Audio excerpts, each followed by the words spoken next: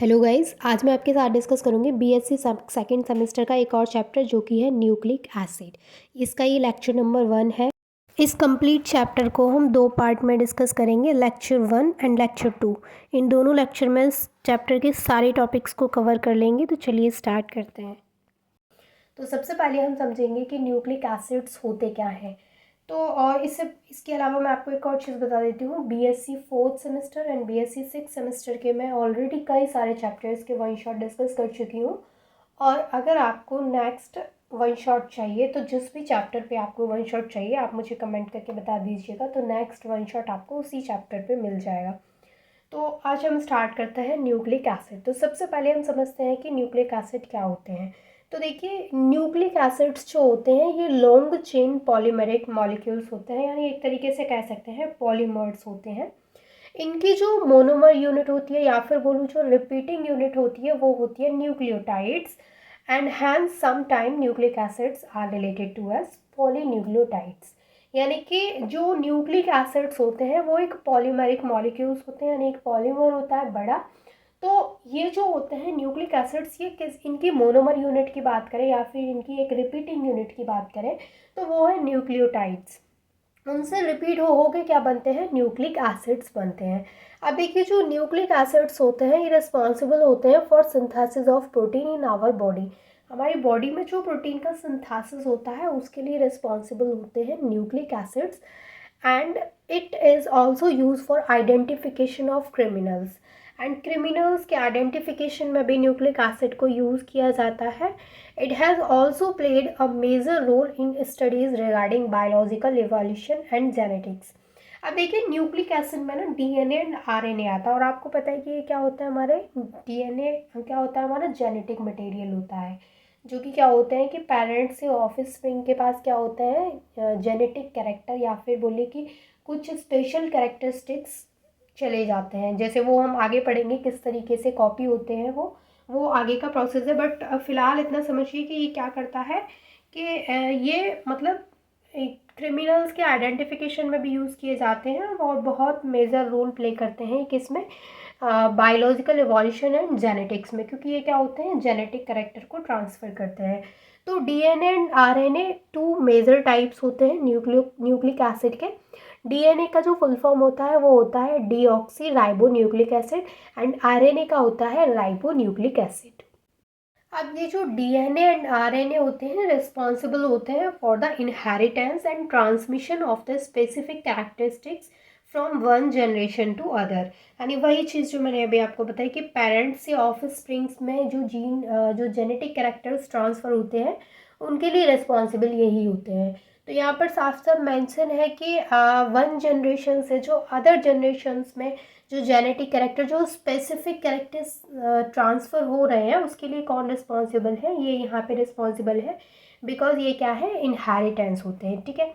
अब यहाँ पर है कि जो न्यूक्लियोटाइड है उसके अगर हम कॉम्पोजिशन की बात करें कि जो न्यूक्लियोटाइड है वो किस किस से मिलकर के बना है, तो ये न्यूक्लियोटाइड्स जो है वो 3 पार्ट्स से मिलकर के बना होता है। अब जो 3 पार्ट्स होते हैं उनमें एक होता है पेंटोज शुगर, सेकेंड होता है उसमें एक या एक से ज़्यादा फॉस्फेट ग्रुप हो सकते हैं, एंड थर्ड है उसमें नाइट्रोजिनस बेस। तो इन तीनों चीज़ों से मिलकर के क्या बनता है, एक न्यूक्लियोटाइड बनता है। तो ये कंपोज्ड ऑफ 3 पार्ट्स, आपको ये चीज़ पता होना चाहिए। अब देखिए, ऐसा न्यूक्लियोटाइड जिसमें कि फॉस्फेट ग्रुप क्या है, प्रेजेंट नहीं है, तो उसको बोलते हैं न्यूक्लियोसाइड। यानी कि अभी मैंने आपको बोला न्यूक्लियोटाइड 3 चीज़ों से मिलकर के बना है, pentose sugar, nitrogenous base and one और मोर फॉस्फेट ग्रुप्स हो सकते हैं। अब अगर उसमें से फॉस्फेट ग्रुप को हटा दिया जाए, यानी अगर यहाँ से हमने फॉस्फेट ग्रुप को हटा दिया तो फिर ये जो न्यूक्लियोटाइड है इसका नाम क्या हो जाएगा, न्यूक्लियोसाइड। यानी फिर इसको हम न्यूक्लियोटाइड नहीं बोलेंगे, इसको हम न्यूक्लियोसाइड बोलेंगे। यहाँ पर TIDE है और यहाँ पे SIDE है। तो इन दोनों के बीच में ये मेजर डिफरेंस है जो आपको पता होना चाहिए कि विदाउट एनी फॉस्फेट ग्रुप जो हमें न्यूक्लियोटाइड मिलता है हम उसको क्या बोलते हैं, न्यूक्लियोसाइड। अब यहाँ पर है कंपोनेंट ऑफ न्यूक्लियोटाइड, यानी अब हम यहाँ पे न्यूक्लियोटाइड के कंपोनेंट की बात करते हैं। अब जैसे हमने वही देखा था पेंटोज शुगर, न्यूक्लियोटाइड के क्या क्या कंपोनेंट होते हैं, उसमें पेंटोज शुगर होता है, नाइट्रोजनस बेस होता है, इसके अलावा फॉस्फेट ग्रुप्स होते हैं। ये बात की थी हमने। अब देखिए पेंटोज शुगर की अगर हम बात करें तो ये क्या होती है, 5 कार्बन शुगर होती है, यानी इसमें 5 कार्बन प्रेजेंट होते हैं। ये चीज़ ऑलरेडी इसके नेम से ही क्लियर है कि पेंटोज का मतलब पेंट में कितने कार्बन होते हैं, नंबर ऑफ कार्बन आर 5। तो पेंटोज शुगर में कितने कार्बन्स होंगे, 5 कार्बन्स होंगे।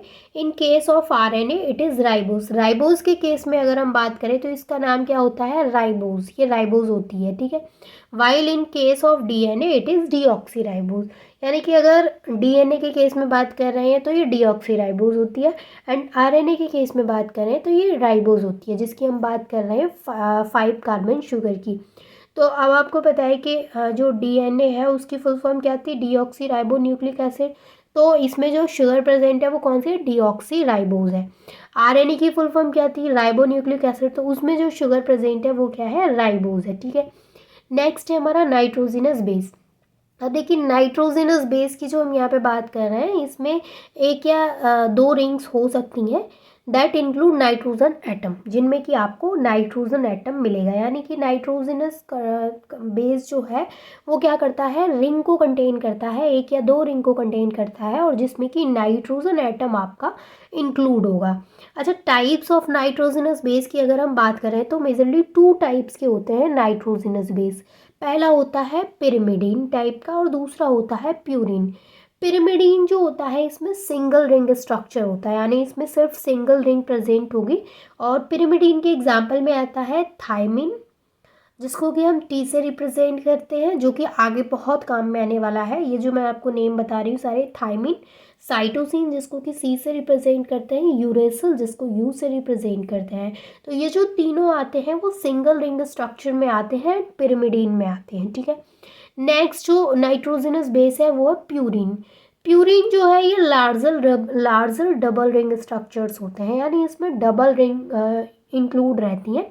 इसके एग्जाम्पल में आता है एडेनिन एंड ग्वानिन। एडेनिन को हम ए से प्रेजेंट करते हैं और ग्वानिन को जी से रिप्रेजेंट करते हैं। अब देखिए पिरिमिडीन के एग्जाम्पल में आप देख सकते हैं यहाँ पे this is the single ring, and अगर हम प्यूरिन के एग्जाम्पल की बात करें तो यहाँ पे डबल रिंग है, यानी सिंगल रिंग नहीं है, यहाँ पे 2 रिंग इन्वॉल्व है। तो ये जस्ट बात हुई नाइट्रोजिनस बेस के बारे में। अब यहाँ पे आपको पता है कि जो न्यूक्लियोटाइड है उसके 3 कंपोनेंट हैं। तो पहला मैंने आपके साथ डिस्कस कर लिया पेंटोज शुगर, दूसरा मैंने डिस्कस कर लिया नाइट्रोजनस बेस। अब जो तीसरा है वो है फॉस्फोरिक एसिड। फॉस्फोरिक एसिड क्या है, it is responsible for the development of ester linkage between 2 nucleotides.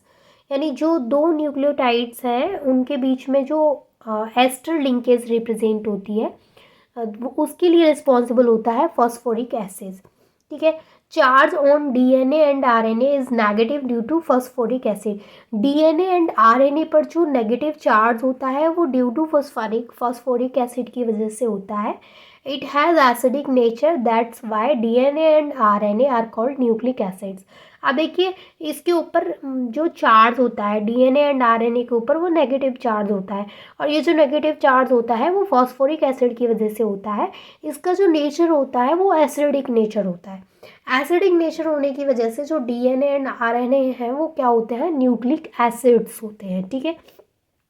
ये जो यहाँ पे स्ट्रक्चर बना हुआ है ये फॉस्फोरिक एसिड का यहाँ पे स्ट्रक्चर है।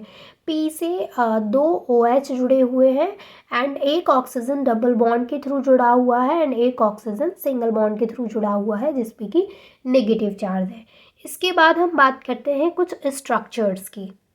तो यहाँ पे मैं आपके साथ डिस्कस करती हूँ adenine, guanine, thymine and cytosine का स्ट्रक्चर। तो देखिए एडेनिन एंड ग्वानिन दोनों का स्ट्रक्चर बहुत सिमिलर है। कैसे बनाएंगे वो देखिए। जब हम बात करते हैं एडेनिन के स्ट्रक्चर की तो हम बीच में पहले क्या करेंगे, एक नाइट्रोजन बनाएंगे, एंड इसके दोनों साइड इस तरीके से बॉन्ड लगाएंगे, ठीक है। ये बॉन्ड हम इस तरीके से लगाएंगे इसमें, और यहाँ पे नाइट्रोजन बनाएंगे। अब ये नाइट्रोजन हो गया, उसके दोनों साइड इस तरीके से बॉन्ड लगे हुए हैं, और ये वाला बॉन्ड इस तरीके से लगाएंगे।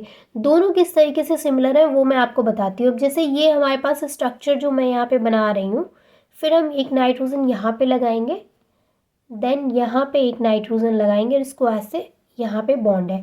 अब यहाँ पर जो नाइट्रोजन लगाया है इससे हम हाइड्रोजन अटैच नहीं करेंगे, और यहाँ पे लगाएंगे NH2, और यहाँ पे बॉन्ड। ये जो हमें स्ट्रक्चर यहाँ पे मिला है ये है एडेनिन का स्ट्रक्चर। यहाँ पे आप देख सकते हैं एडेनिन के स्ट्रक्चर में इस तरीके का एडेनिन का स्ट्रक्चर है। अगर आपको एडेनिन का स्ट्रक्चर याद हो गया तो ग्वानिन का बहुत ईजी, यानी ये हो गया हमारा एडेनिन का स्ट्रक्चर। अब अगर मैं आपके साथ ग्वानिन के स्ट्रक्चर की बात करूँ तो एडेनिन के स्ट्रक्चर में कहाँ पे चेंजिंग करनी होती है कि आपको ग्वानिन का स्ट्रक्चर मिल जाए, तो आपको सिंपली क्या करना है, ये वाली चीज़ आपको एज इट इज़ रखनी है। एडेनिन के स्ट्रक्चर में ये यहाँ पे हाइड्रोजन जुड़ा हुआ है, ये वाली जो रिंग है इसमें कहाँ चेंजिंग करनी है कि इस वाली पोजीशन पे एक NH2 ग्रुप लगाना है इस तरीके से, और यहाँ पर जो NH2 लगा है इसको हटा के इसकी जगह पे यहाँ पे ऑक्सीजन लगाना है। सिंपली क्या है एडेनिन और ग्वानिन के स्ट्रक्चर में कि एडेनिन में क्या है, यहाँ पे NH2 है, ग्वानिन में यहाँ पे NH2 की जगह पे ऑक्सीजन लगाना है। एडेनिन में यहाँ पे जो बॉन्ड है वो बॉन्ड यहाँ से ग्वानिन में हट जाएगा, ये बॉन्ड यहाँ पे ग्वानिन में नहीं है आप देखिए, और ये जो बॉन्ड है वो एज इट इज़ रहेगा, और NH2 जो यहाँ से हटा है वो NH2 हमें ग्वानिन में यहाँ पे मिलता है। तो एडेनिन और ग्वानिन दोनों का स्ट्रक्चर आई होप कि आपको क्लियर हो गया। अब जो हमारा यहाँ पे नेक्स्ट स्ट्रक्चर मैं आपके साथ डिस्कस करने वाली हूँ वो है थायमिन एंड साइटोसिन का। तो सबसे पहले मैं आपको साइटोसिन का स्ट्रक्चर बताती हूँ। साइटोसिन का स्ट्रक्चर आपके समझ में आ गया तो थायमिन का उसी के सिमिलर है। देखिए साइटोसिन का स्ट्रक्चर जो होता है वो इस तरीके का होता है, यहाँ पे नाइट्रोजन प्रेजेंट होता है इसमें और एक नाइट्रोजन यहाँ पे, ये इस तरीके से बॉन्डिंग के थ्रू यहाँ पे डबल बॉन्ड से ऑक्सीजन अटैच्ड होता है, यहाँ पे हाइड्रोजन एंड यहाँ पे NH2 होता है। ये बॉन्ड इस तरीके से होते हैं। ये जो हमारा स्ट्रक्चर है ये किसका है, ये साइटोसिन का है, ये साइटोसिन का स्ट्रक्चर है। अब साइटोसिन के में और थायमिन के स्ट्रक्चर में क्या चेंजिंग है कि जब हम थायमिन के स्ट्रक्चर की बात करते हैं तो साइटोसिन का जो स्ट्रक्चर है उसमें कितनी सी चेंजिंग करते हैं। सबसे पहले यहाँ से ये जो NH2 ग्रुप है इसको हटा देंगे। जब हम बात कर रहे हैं किसकी, थायमिन की बात करें तो ये NH2 यहाँ से हटा देंगे, तो अब हम क्या करेंगे यहाँ पे एक हाइड्रोजन जोड़ देंगे, ठीक है, बाकी की चीज़ें सेम रखेंगे। अब इसके बाद क्या करेंगे, यहाँ पे देखिए ये जो बॉन्ड है ये वाला और ये वाला, इन दोनों बॉन्ड को हटा इन दोनों बॉन्ड को हटा के एक बॉन्ड बस यहाँ पे लगा देंगे, जैसे कि आप यहाँ पे देख पा रहे हैं। और ये इस साइड ऑक्सीजन डबल बॉन्ड के थ्रू जो अटैच्ड है तो इस साइड भी हम उसकी एक साइड पे ऑक्सीजन लगा देंगे एंड यहाँ पे CH3 लगा देंगे। तो ये जो स्ट्रक्चर हमें मिलेगा then this is the structure of thymine. तो साइटोसिन एंड थायमिन का स्ट्रक्चर है एक दूसरे के सिमिलर है, उसी तरीके से एडेनिन और ग्वानिन का स्ट्रक्चर भी एक दूसरे के सिमिलर है। अब हम यहाँ पे बात करते हैं न्यूक्लियोटाइड की। तो जो न्यूक्लियोटाइड होता है ये एक ऑर्गेनिक मॉलिक्यूल होता है consisting of a nitrogenous base, pentose sugar and one और मोर फॉस्फेट ग्रुप्स। ये चीज़ ऑलरेडी मैं आपके साथ डिस्कस कर चुकी हूँ। कुछ जो न्यूक्लियोटाइड्स होता है उसके कंपोज्ड ऑफ 3 पार्ट्स से मिलकर के बना होता है वो, और उसमें कौन कौन से 3 पार्ट्स होते हैं already I have discussed with you, pentose sugar, nitrogenous base and phosphate group. And without phosphate group जो स्ट्रक्चर होता है उसको क्या बोलते हैं, उसको बोलते हैं न्यूक्लियोसाइड, ना कि न्यूक्लियोटाइड। ये चीज़ भी मैं आपके साथ ऑलरेडी डिस्कस कर चुकी हूँ। अब हम बात कर रहे हैं यहाँ पे न्यूक्लियोटाइड के स्ट्रक्चर की। तो अभी जस्ट हमने ऐसे देखा था कि उसमें पेंटोज शुगर होता है, तो पेंटोज शुगर जो है वो इस तरीके से प्रेजेंट होता है बीच में, ठीक है, ये पेंटोज शुगर है यहाँ पे, और इस पेंटोज शुगर के अलावा यहाँ पर नाइट्रोजनस बेस अटैच्ड है, ये नाइट्रोजनस बेस है यहाँ पे, और इसके अलावा इस साइड यहाँ पे फॉस्फेट ग्रुप अटैच्ड है। तो phosphate, pentose sugar and nitrogenous base ये तीनों मिलके क्या बनाते हैं, एक न्यूक्लियोटाइड का फॉर्मेशन करते हैं, ठीक है। और अगर हम उसमें से फॉस्फेट ग्रुप हटा देते हैं तो वो न्यूक्लियोसाइड बनाते हैं, न्यूक्लियोटाइड नहीं होते हैं वो, ठीक है। अब हम यहाँ पे बात करेंगे न्यूक्लियोसाइड की। अभी जैसे मैंने आपको अभी तुरंत बताया है कि जो न्यूक्लियोटाइड होता है उसमें फॉस्फेट ग्रुप प्रेजेंट होता है और जो न्यूक्लियोसाइड होता है उसमें फॉस्फेट ग्रुप नहीं होता। तो ये अगर आप कुछ स्ट्रक्चर देख रहे हैं तो यहाँ पे पेंटोज शुगर है, नाइट्रोजनस बेस है, बट यहाँ पर क्या नहीं है, फॉस्फेट ग्रुप नहीं है। तो this is the structure of nucleoside. A nucleoside is a molecule composed of nitrogenous base like adenine या फिर ग्वानिन, यानी यहाँ पे एडेनिन हो सकता है या फिर ग्वानिन हो सकता है, साइटोसिन हो सकता है, थायमिन हो सकता है और यूरेसिल हो सकता है। नाइट्रोजनस बेस में यहाँ पे कुछ भी हो सकता है इनमें से, ये एग्जाम्पल दिए गए हैं। एंड 5 कार्बन शुगर में यहाँ पे राइबोज भी हो सकता है और डीऑक्सी राइबोज भी हो सकता है। ये जस्ट बात हो रही है न्यूक्लियोसाइड की। बट यहाँ पर फॉस्फोरिक ग्रुप नहीं होगा, ठीक है, फॉस्फोरिक एसिड यहाँ पर प्रेजेंट नहीं होगा।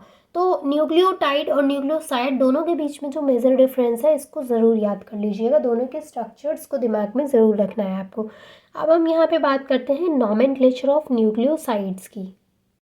देखिए, जब हम बात करते हैं नॉमेनक्लेचर की तो हम क्या करेंगे, यहाँ पे सबसे पहले जो बेस दे रखा है वहाँ पे, बेस क्या, नाइट्रोजनस बेस की हम यहाँ पे बात कर रहे हैं, जो कि मैंने अभी आपके साथ डिस्कस किया, एडेनिन, गुआनिन, थायमिन, ठीक है, ये सभी क्या थे, साइटोसिन, ये सभी क्या है, हमारे नाइट्रोजनस बेस है। तो क्या करते हैं, जब भी हम नेमिंग करते हैं तो जो बेस वहाँ पर है सबसे पहले हम उसका नाम लिखेंगे एंड उसके बाद उसमें सफिक्स ऐड करेंगे, शुगर, जो शुगर का नाम है वहाँ पे उसका सफिक्स ऐड करेंगे। किस तरीके से करेंगे मैं विद एग्जांपल भी एक्सप्लेन करूँगी। लेट्स सपोज कि आप राइबोस शुगर की बात कर रहे हैं, वहाँ पे आपके पास जो शुगर है वो क्या है, राइबोस शुगर है। राइबोस शुगर है तो आप वहाँ पे ओसिन लगाएंगे, किसके लिए, प्यूरिन्स के लिए। प्यूरिन्स में क्या क्या आता है, एडेनिन आता है और गुआनिन आता है। यानी अगर एडेनिन है या फिर गुआनिन है तो आप जो वहाँ पे सफिक्स यूज़ करेंगे पीछे वो करेंगे ओसिन, OSINE, ठीक है। एंड अगर आपका पिरिमिडीन स्ट्रक्चर है वहाँ पे, पिरिमिडीन कौन से होते हैं जो कि मैंने अभी आपके साथ विद स्ट्रक्चर डिस्कस किए थे। तो अगर आपके पास पिरिमिडीन है वहाँ पे, जो शुगर है वो पिरिमिडीन शुगर यूज़ कर रखी है, तो फिर आप जो वहाँ पे सफिक्स यूज़ करेंगे वो ID यानी ईडीन होगा। तो ईडीन एंड ओसिन किस किस के केस में करेंगे, सबसे पहले ये चीज़ माइंड में रखिए। दूसरी चीज़ है कि अगर डीऑक्सीराइबोस शुगर है वहाँ पे, जैसे अभी जिस मैंने आपको बात करी कि अगर वहाँ पे राइबोस शुगर है तो अलग होगा, डीऑक्सीराइबोस है तो अलग होगा। तो राइबोस के केस में तो ओसिन एंड ईडीन हो गया, लेकिन डीऑक्सीराइबोस के केस में क्या होता है, प्रीफिक्स यूज़ करते हैं हम deoxy to the nucleoside name, यानी जो न्यूक्लियोसाइड का हम वहाँ पे नेम लिखते हैं उससे पहले हम क्या यूज़ करते हैं, वहाँ पे प्रीफिक्स यूज़ करते हैं डीऑक्सी। अच्छा, डीऑक्सी के अलावा हम वहाँ पे जैसे लास्ट में जो राइबोज है उसके लिए हम वहाँ पे ओसिन भी यूज़ करेंगे और एडीन भी यूज़ करेंगे। इट्स ओनली डिपेंड कि वो पिरिमिडीन है या फिर वो प्यूरिन है, क्योंकि आपको पता है कि पिरिमिडीन में कौन कौन से आते हैं, थायमिन, साइटोसिन एंड यूरेसिल, ये तीनों मैंने आपके साथ पिरिमिडीन में डिस्कस किए थे। तो जब भी थायमिन, यूरेसिल एंड साइटोसिन आपको देखने को मिलेगा तो आप वहाँ पे जो सफिक्स यूज़ करेंगे वो एडीन होगा। लेकिन जब हम बात करें प्यूरिन की, तो प्यूरिन में मैंने आपको 2 एग्जाम्पल दिए थे, एडेनिन एंड गुआनिन। तो प्यूरिन के केस में एडेनिन एंड गुआनिन अगर आपको मिलेगा तो आप वहाँ पे जो सफिक्स यूज़ करेंगे वो होगा ओसिन, OSINE, ठीक है। अब यहाँ पे सबसे पहले हमने एग्जाम्पल लिया है जिसमें कि राइबोज है शुगर। अब इसमें क्या है, राइबोज शुगर है, तो राइबोज शुगर किसके साथ में है, प्यूरिन के साथ में है, क्योंकि एडेनिन किसका एग्जाम्पल है, प्यूरिन का है। तो यहाँ पर हमारे पास जो बेस है वो है प्यूरिन यानी कि एडेनिन, और शुगर जो है वो है राइबोज। तो आपको पता है कि सबसे पहले हम किसका नाम लिखेंगे, बेस का नाम लिखेंगे। तो बेस क्या है हमारे पास, बेस है यहाँ पे एडेनिन। अब देखिए क्या करेंगे हम,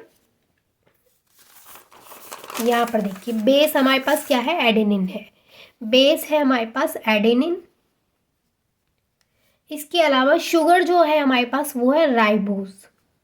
तो मैंने आपको बताया था कि सबसे पहले हम क्या करेंगे, जो बेस है उसका नाम लिखते हैं। तो बेस का नाम क्या लिखेंगे हम, एडिनो, एडिनो, एडिन लिखेंगे। यहाँ से सिंपली हम एडिन लेंगे, INE को यहाँ से हटा देंगे। अब मैंने आपको एक चीज़ बताई थी कि जब भी हमारा प्यूरिन बेस होगा तो हम सफिक्स ओसिन यूज़ करेंगे। तो ये OSINE, ओसिन कहाँ से आया, इसमें से हमने, क्योंकि हमने यहाँ पे लिया है सफिक्स, क्या लिया है, ओसिन, क्योंकि प्यूरिन यहाँ पे बेस है। तो इसका जो नाम होगा एडीन, एडेनिन प्लस राइबोज, इनको क्या बोलेंगे, पूरा नाम क्या होगा इसका, एडिनोसिन। एडिनोसिन क्यों होगा भाई, क्योंकि ये प्यूरिन है इसलिए सफिक्स OSINE होगा। अच्छा, सेकंड यहाँ पे जो एग्जांपल है वो है साइटोसिन एंड राइबोज का। अब आपको पता है कि जो साइटोसिन है वो प्यूरिन बेस नहीं है, पिरिमिडीन बेस है। साइटोसिन किसका एग्जाम्पल है, पिरिमिडीन का है। तो जब हम साइटोसिन की बात करेंगे, साइटोसिन एंड इसके अलावा राइबोज। शुगर दोनों में क्या है, राइबोज है। तो साइटोसिन पिरिमिडीन का एग्जाम्पल है। एंड पिरिमिडीन के एग्जाम्पल के लिए जो सफिक्स यूज करते हैं वो क्या होता है, एडीन होता है। तो इसका जो नाम होगा वो क्या होगा, साइटिडीन। साइटिडीन यानी यहाँ पर जो IDNE है वो किसका एग्जाम्पल हो गया, वो यहाँ पे एग्जाम्पल हो गया जो पिरिमिडीन बेस हमने यूज़ किया है उसका। तो ये दोनों चीज़ें आपको क्लियर है कि अगर एडेनिन बेस है तो वहाँ पे हम एडिनोसिन लिखेंगे, और अगर साइटोसिन है तो साइटिडीन लिखेंगे। वो भी राइबोज शुगर के साथ में बात हो रही है इनकी। तो यहाँ पर ये पिरिमिडीन है इसलिए एडीन यूज़ हुआ है, ये प्यूरिन है इसलिए यहाँ पे एडिनोसिन यूज़ हुआ है। यहाँ पे मैंने पीछे लिखा भी है कि यहाँ पर जो सफिक्स यूज़ हुआ है वो ओसिन है, यहाँ पर जो सफिक्स यूज़ हुआ है वो एडीन है। ठीक है, यहाँ तक चीज़ें क्लियर है। अब सेकंड है कि अगर वहाँ पे जो बेस है उसके साथ में डीऑक्सीराइबोज हो, यानी अभी राइबोज की हम बात कर रहे थे, अब यहाँ पर क्या है, बेस जो है उसके साथ में डीऑक्सीराइबोज शुगर है। तो पहले यहाँ पे एडेनिन डीऑक्सीराइबोज शुगर ऐड है एडेनिन के साथ में। एडेनिन किसका एग्जाम्पल है, प्यूरिन का एग्जाम्पल है। तो प्यूरिन के केस में हम जो सफिक्स यूज़ करते हैं वो होता है ओसिन। लेकिन मैंने आपको एक चीज़ बताई थी कि जब भी हम बात करते हैं डीऑक्सीराइबोज की तो पहले हम यहाँ पर प्रीफिक्स डीऑक्सी लेंगे। तो अगर हमें इसका नोमेनक्लेचर करना होगा तो हम किस तरीके से करेंगे, देखिए जस्ट वेट। देखिए अगर हमें इसका नोमेनक्लेचर करना होगा तो हम कैसे करेंगे, एडेनिन प्लस डीऑक्सीराइबोज। अब देखिए एडेनिन जो है वो एक प्यूरिन बेस है, प्यूरिन बेस है, और प्यूरिन के बेस में जो सफिक्स यूज होता है वो होता है ओसिन। अब डीऑक्सीराइबोज के केस में जो प्रीफिक्स यूज होगा वो होगा डीऑक्सी, ऑलरेडी डिस्कस कर चुकी हूँ। तो इसका नाम हम कैसे लिखेंगे, डीऑक्सी। डीऑक्सी के बाद हम क्या लिखेंगे, एडिनोसिन। देखिए सीन तो इसलिए आ गया क्योंकि सीन नहीं, ओसिन तो इसलिए आ गया क्योंकि जो बेस है वो प्यूरिन बेस है, और डीऑक्सी इसलिए आ गया क्योंकि यहाँ पर जो ये है डीऑक्सीराइबोज शुगर है, जो शुगर है यहाँ पे वो डीऑक्सीराइबोज है, इसलिए यहाँ पे डीऑक्सी वर्ड आ गया। ठीक है, अब सेम यहाँ पे दूसरा एग्जांपल है थायमीन प्लस डीऑक्सीराइबोज। थायमीन जो आता है वो पिरिमिडीन में आता है, और पिरिमिडीन के लिए हम एडीन यूज़ करते हैं, जो सफिक्स यूज़ करते हैं। तो इसका जो नेम हो जाएगा वो हो जाएगा डीऑक्सी थायमिडीन, क्योंकि यहाँ पे जो IDINE है वो यूज़ होता है पिरिमिडीन के लिए, और ये जो थायमीन है वो एक पिरिमिडीन लाइक बेस है। ठीक है, तो ये हमने न्यूक्लियोसाइड्स का नोमेनक्लेचर देख लिया। अब हम बात करते हैं न्यूक्लियोटाइड्स का नोमेनक्लेचर किस तरीके से किया जाता है। देखिए बहुत ही इजी तरीके से हम इसका भी कर सकते हैं। अगर आपको न्यूक्लियोसाइड का समझ में आ गया तो न्यूक्लियोटाइड का करना बहुत इजी है। कैसे, name the nucleoside and add the number and position of the phosphate group. यानी आपको पता है कि न्यूक्लियोटाइड में क्या होता है, एक फॉस्फेट ग्रुप और ऐड हो जाता है, जबकि न्यूक्लियोसाइड में फॉस्फेट ग्रुप नहीं होता है। तो जब भी हम न्यूक्लियोटाइड का नोमेनक्लेचर करेंगे तो हम क्या करेंगे, जो भी न्यूक्लियोसाइड सबसे पहले हम वहाँ पे जो न्यूक्लियोसाइड है उसका नेम लिखेंगे, एंड उसके बाद जो फॉस्फेट ग्रुप है उसका नंबर और उसकी पोजीशन बता देंगे, बस सिंपली इतना करना है। इसके बाद क्या करेंगे, indicate the sugar type if deoxyribose is present. अच्छा, वहाँ पे जो शुगर टाइप है उसको भी हम इंडिकेट करेंगे इफ डीऑक्सीराइबोज प्रेजेंट।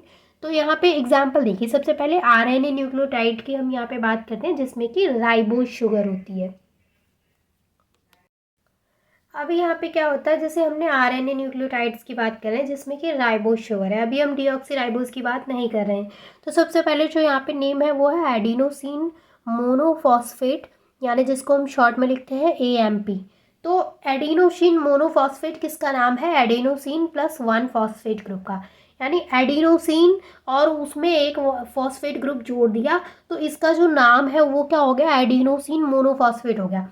अब देखिए एडिनोसिन मैंने आपको बताया था, एडिनोसिन का किस तरीके से फॉर्मेशन हुआ था। देखिए अगर आपको पता हो, याद हो, तो मैंने आपको, याद क्या हो भी याद ही है, मैंने न्यूक्लियोसाइड का भी आपको नोमेनक्लेचर बताया है। तो एडेनिन प्लस राइबोज, ये दोनों मिलके क्या बना रहे थे, एडिनोसिन बना रहे थे। यानी कि यहाँ पर जो एडिनोसिन यूज़ हुआ है उसमें एडिनोसिन का फॉर्मेशन कैसे हुआ, adenine and ribose, adenine and ribose ने दोनों ने मिलके एडिनोसिन बनाया। अब इस एडिनोसिन से एक फॉस्फेट ग्रुप अटैच्ड है, तो इसका हम नाम क्या रखेंगे, एडिनोसिन मोनोफॉस्फेट, शॉर्ट में AMP। क्यों मोनोफॉस्फेट, इसलिए क्योंकि एक फॉस्फेट ग्रुप है। सेकंड है यहाँ पे गुआनोसिन डाई फॉस्फेट, GDP इसको शॉर्ट में बोलते हैं। तो गुआनोसिन डाइफॉस्फेट में क्या है, इसका जो नेम है वो है गुआनोसिन और उसमें क्या है 2 फॉस्फेट ग्रुप है।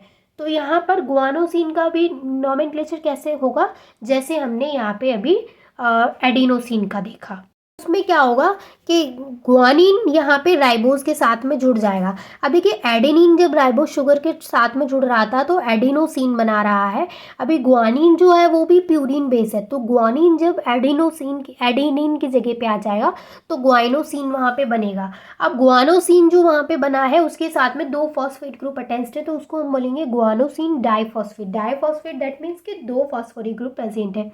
ऐसे ही यहाँ पे साइटिडीन ट्राइफॉस्फेट CTP, इसमें साइटिडीन प्लस 3 फॉस्फेट ग्रुप होते हैं। साइटिडीन का फॉर्मेशन कैसे होता है, जब साइटोसिन एंड राइबोज, साइटोसिन क्या है, एक पिरिमिडीन बेस है यहाँ पे, तो साइटोसिन का जो सफिक्स होता है वो IDN हम यूज़ करते हैं। तो यहाँ पे साइटोसिन प्लस राइबोज मिलके बनाते हैं साइटिडीन, और साइटिडीन के साथ 3 फॉस्फेट ग्रुप जुड़े हैं, इसलिए हम इसको क्या बोलेंगे, cytidine triphosphate, in short CTP। ठीक है, अब बात करते हैं DNA न्यूक्लियोटाइड की, यानी ऐसे DNA न्यूक्लियोटाइड की बात कर रहे हैं अब हम, क्योंकि उसमें क्या है, डीऑक्सीराइबोज शुगर है। अभी हमने राइबोज शुगर देखा, अब हम डीऑक्सीराइबोज शुगर का एग्जाम्पल देख रहे हैं। तो यहाँ पर पहला है हमारे पास यहाँ पे देखिए डीऑक्सीडिनोसिन प्लस फॉस्फेट। तो यहाँ पे एडिनोसिन प्लस 1 फॉस्फेट ग्रुप है। तो यहाँ पे डीऑक्सी एडेनोसिन का फॉर्मेशन कैसे हुआ, देखिए डीऑक्सी एडेनोसिन का फॉर्मेशन कैसे होता है, मैंने अभी आपको बताया था। जैसे adenine plus deoxyribose, adenine plus deoxyribose ये दोनों मिलके क्या बना रहे हैं, डीऑक्सी एडेनोसिन बना रहे हैं। अब डीऑक्सी एडेनोसिन जो यहाँ पे मिला है उसके साथ में अगर एक फॉस्फेट ग्रुप आप यहाँ पे जोड़ देते हैं तो उसका नॉमेनक्लेचर क्या हो जाएगा, डीऑक्सी एडिनोसिन मोनोफॉस्फेट। यानी सिंपली फॉस्फेट ग्रुप आया है तो मोनोफॉस्फेट बोलेंगे, 2 फॉस्फेट ग्रुप आए तो डाइफॉस्फेट बोलेंगे, 3 फॉस्फेट ग्रुप आए तो ट्राइफॉस्फेट बोलेंगे। और ये जो डीऑक्सी एडिनोसिन है उसका फॉर्मेशन कैसे हुआ वो ऑलरेडी हम न्यूक्लियोसाइड्स में देख चुके हैं। सेकंड में यहाँ पे एग्जाम्पल है जो कि बहुत छोटा छोटा मैंने लिखा है, मैं बोल के बता देती हूँ, आपको चीज़ें क्लियर हो जाएंगी। डीऑक्सी गुआनोसिन ट्राइफॉस्फेट, यहाँ पे गुआनोसिन है, ठीक है। अब डीऑक्सी गुआनोसिन ट्राइफॉस्फेट जिसको शॉर्ट में DGTP लिखेंगे और पहले वाले को DAMP लिखेंगे। तो इसका फॉर्मेशन कैसे होता है, डीऑक्सी गुआनोसिन। देखिए डीऑक्सी गुआनोसिन जब 3 फॉस्फेट ग्रुप के साथ अटैच्ड होगा तो उसको बोलेंगे हम डीऑक्सी गुआनोसिन ट्राइफॉस्फेट। अब डीऑक्सी गुआनोसिन का फॉर्मेशन कैसे होगा, देखिए डीऑक्सी एडेनोसिन है यहाँ पे, अब एडेनिन की जगह पे यहाँ पे हम गुआनिन लगा दें क्योंकि एडेनिन एंड गुआनिन दोनों ही क्या है, प्यूरिन बेस है। तो जैसे हमने एडेनिन की रिएक्शन डीऑक्सीराइबोज के साथ में कराई तो हमें डीऑक्सी एडिनोसिन मिला। अब हम गुआनिन की रिएक्शन डीऑक्सीराइबोज के साथ में कराएंगे तो हमें क्या मिलेगा, डीऑक्सी गुआनोसिन। तो ये हो गया इसका नॉमेनक्लेचर। अब जो हमारा नेक्स्ट टॉपिक आता है नॉमेनक्लेचर के बाद वो है सिंथेसिस ऑफ न्यूक्लिक एसिड, यानी न्यूक्लिक एसिड का सिंथेसिस किस तरीके से होता है। तो ये है थ्योरी पार्ट जो कि आपको लिखना है, तो इसको लिख लीजिएगा एज इट इज़, इसमें कुछ भी नहीं है, आप चाहें तो लिख लें वरना छोड़ ही दें। रिएक्शन मेन है इसमें, रिएक्शन मैं आपको बता देती हूँ। अब उससे पहले ये चीज़ मैं आपको नहीं बता रही हूँ, आप एक चीज़ समझिए कि जो भी पॉलीन्यूक्लियोटाइड्स बनते हैं उनको हम न्यूक्लिक एसिड बोलते हैं। अब देखिए, अब मैंने आपको बोला कि जो न्यूक्लिक एसिड की जो मोनोमर यूनिट होती है वो न्यूक्लियोटाइड होती है। तो जो न्यूक्लियोटाइड्स होते हैं वो जैसे एक न्यूक्लियोटाइड है, फिर 2 न्यूक्लियोटाइड हुए तो वो डाई न्यूक्लियोटाइड बना, 3 न्यूक्लियोटाइड हुए तो वो ट्राई न्यूक्लियोटाइड बना, 4 हुए, 5 हुए, 6 हुए, 7 हुए। तो जब ज़्यादा नंबर में न्यूक्लियोटाइड्स आपस में जुड़ते हैं तो उसको बोलते हैं हम पॉलीन्यूक्लियोटाइड। और जो पॉलीन्यूक्लियोटाइड होते हैं उन्हीं को हम क्या बोलते हैं, न्यूक्लिक एसिड, क्योंकि ये चीज़ मैंने अभी आपको स्टार्टिंग में भी बताई थी कि जो न्यूक्लिक एसिड होते हैं वो पॉलीमेरिक मॉलिक्यूल्स होते हैं, क्योंकि उसमें पॉलीन्यूक्लियोटाइड्स होते हैं, ठीक है ना। तो यहाँ पर बहुत सारे न्यूक्लियोटाइड मिलके जब एक पॉलीन्यूक्लियोटाइड बनाते हैं उसी को न्यूक्लिक एसिड बोला जाता है। अब हम यहाँ पे बात करेंगे कि किस तरीके से यहाँ पे फॉर्मेशन होता है डाई न्यूक्लियोटाइड का। अब यहाँ पर इस रिएक्शन को थोड़ा सा ध्यान से समझिएगा। कैसे? देखिए, सबसे पहले मैं आपको एक चीज़ यहाँ पे बता देती हूँ कि ये जो हमें यहाँ पे एक बड़ा सा मॉलिक्यूल दिख रहा है, एक बड़ा सा कंपाउंड जो दिख रहा है, ये क्या है? एक डाई न्यूक्लियोटाइड है, ठीक है। डाई न्यूक्लियोटाइड बोलेंगे हम इसको। अब देखिए यहाँ पर क्या है हमारे पास, ये जो स्ट्रक्चर है हमारे पास वो है ग्वानोसिन ट्राईफॉस्फेट, जिसको कि हम जीटीपी बोलते हैं। तो ये ग्वानोसिन ट्राईफॉस्फेट जब रिएक्ट करता है एडिनोसिन ट्राईफॉस्फेट यानी एटीपी के साथ में, जो कि आपने सुना होगा एटीपी, एडिनोसिन ट्राईफॉस्फेट। तो यहाँ पर ये जो स्ट्रक्चर है वो है एटीपी का स्ट्रक्चर, एडिनोसिन ट्राईफॉस्फेट का, और ये जो स्ट्रक्चर है वो है जीटीपी का, ग्वानोसिन ट्राईफॉस्फेट का। जब adenosine triphosphate and guanosine triphosphate and adenosine triphosphate आपस में रिएक्ट करते हैं in the presence of enzyme, ये जो रिएक्शन हो रही है वो एक एंजाइम की प्रेजेंस में हो रही है। तो यहाँ पर क्या है, डाई न्यूक्लियोटाइड बनते हैं। एक्चुअल में यहाँ पे होता क्या है कि यहाँ पे क्या होता है, देखिए सबसे पहले ये चीज़ देखिए कि अगर मैं यहाँ से नंबरिंग करूँ तो ये है 1 2 3 4 5, मैं इसको इस तरीके से नंबरिंग करूँगी। ये क्या है, फॉस्फोरिक एसिड का ग्रुप है, ये शुगर है, ये क्या है, मतलब ये यहाँ पे पेंटोस शुगर की बात हो रही है, और ये क्या है, बेस है, ठीक है। सेम यहाँ पर ये बेस है, ये शुगर है एंड ये फॉस्फोरिक एसिड है।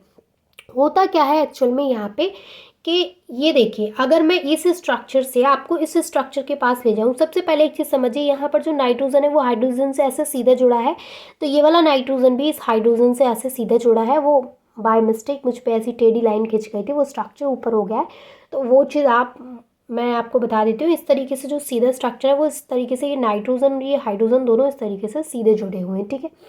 अब यहाँ पर इन दोनों स्ट्रक्चर से मिलके एक ये स्ट्रक्चर बना है।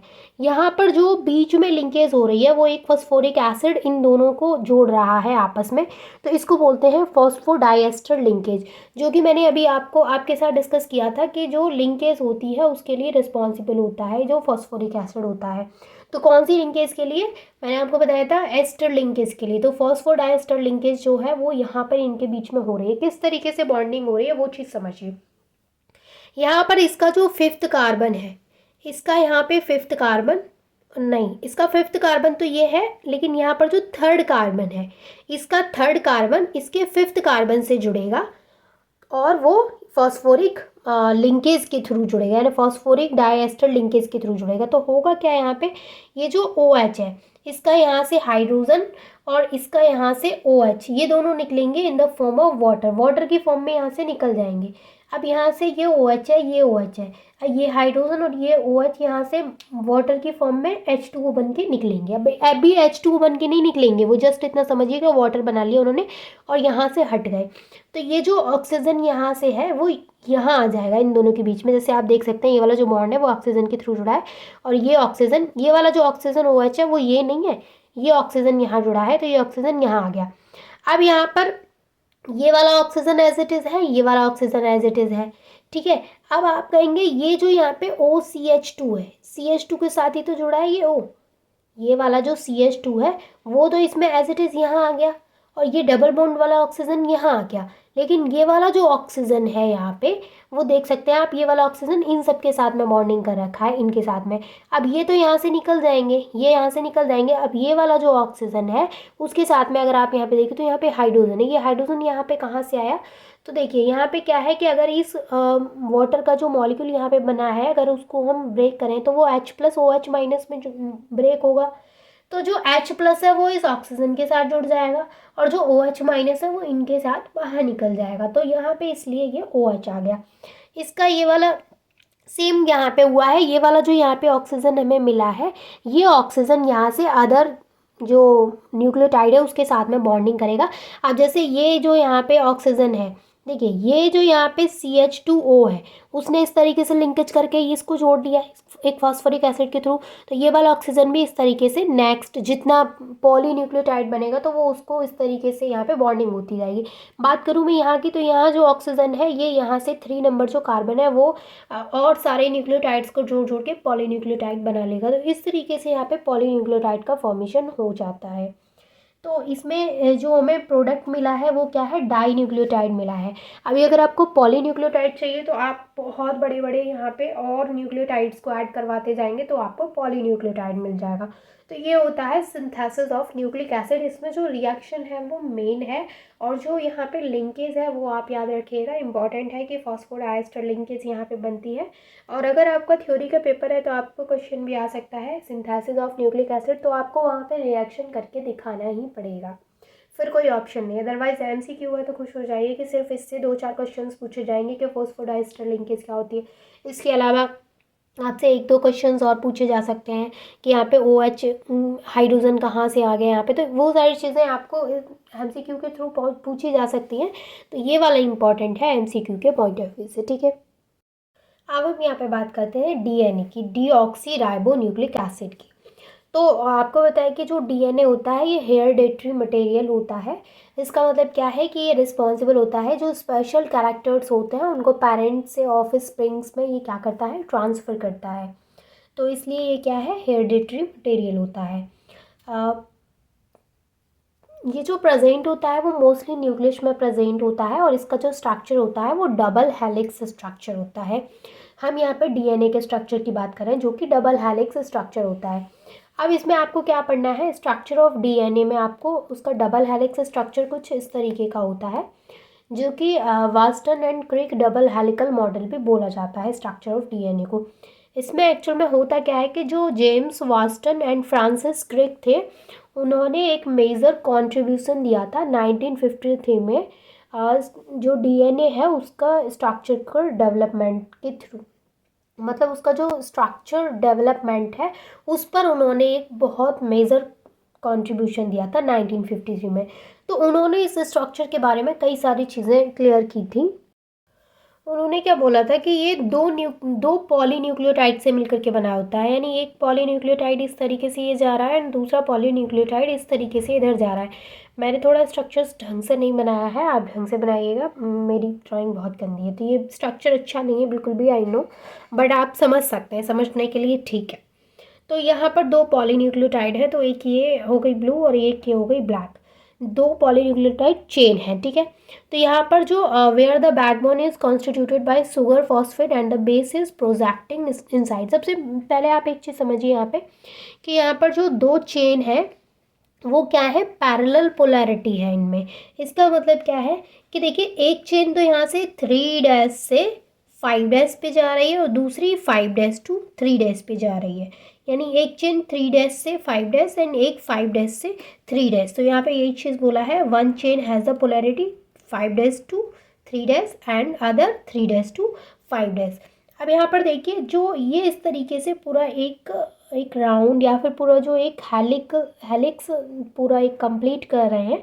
तो यहाँ पे क्या है कि इस जैसे एक इन्होंने इस तरीके से कंप्लीट किया ये, तो इसकी जो यहाँ पे लेंथ बताई गई है वो क्या है, 3.4 नैनोमीटर, वो इसकी बताई गई। The two chains are coiled in a right handed fashion, the pitch of the helix is 3.4 nanometer. यानी ये जो हम बोल रहे हैं इसको पिच बोलते हैं, तो इसकी जो पिच है हेलिक्स की वो क्या है, 3.4 नैनोमीटर है, ठीक है। आपको वो दिख नहीं रहा था, अब देखिए, अब देखिएगा कि यहाँ पर जो दो चेन है, अब जैसे ये है पिच, तो इसकी जो पिच है वो 3.4 नैनोमीटर की है, ठीक है। Adenine form 2 hydrogen bond with thymine from opposite strands, यानी जो एडेनिन है वो थाइमिन के साथ 2 हाइड्रोजन बॉन्ड बनाता है, वो भी ऑपोजिट स्ट्रैंड्स में। एंड यहाँ पे जो ग्वानिन है वो 3 हाइड्रोजन बॉन्ड बनाता है साइटोसिन के साथ में। Purine always comes opposite side to pyrimidine. तो यहाँ पर क्या होता है कि एडेनिन थाइमिन के साथ में बॉन्ड बनाता है एंड ग्वानिन साइटोसिन के साथ में बॉन्ड बनाता है। तो यहाँ पर जो प्यूरिन जो होता है वो पिरिमिडीन के हमेशा अपोजिट साइड में आता है, and purine always comes opposite to a pyrimidine. ठीक है, अब ये जस्ट यहाँ पे बात हो गई जो डीएनए का स्ट्रक्चर है वस्टन and Crick double helical model, यानी उसका जो स्ट्रक्चर है उसकी बात हो गई। और मुझे लगता है कि थोड़ा सा स्ट्रक्चर आपके क्लियर हो गया होगा। क्या लिखना है वो समझ लीजिए, कैसे ये 2 चेन पॉलीन्यूक्लियोटाइड की बनानी है वो समझ लीजिए, एंड आपके सिलेबस के हिसाब से इतना ठीक है। आज के लिए सिर्फ इतना ही। आगे के जो नेक्स्ट टॉपिक हैं वो हम लेक्चर 2 में डिस्कस करेंगे एंड चैप्टर को सेकंड लेक्चर में पूरा कंप्लीटली ख़त्म कर लेंगे। तो I hope this is clear to all of you. If you have any doubt then you can ask me. और नेक्स्ट वीडियो किस चैप्टर पे चाहिए ये भी आप कमेंट करके बता सकते हैं। And thank you so much for watching this video.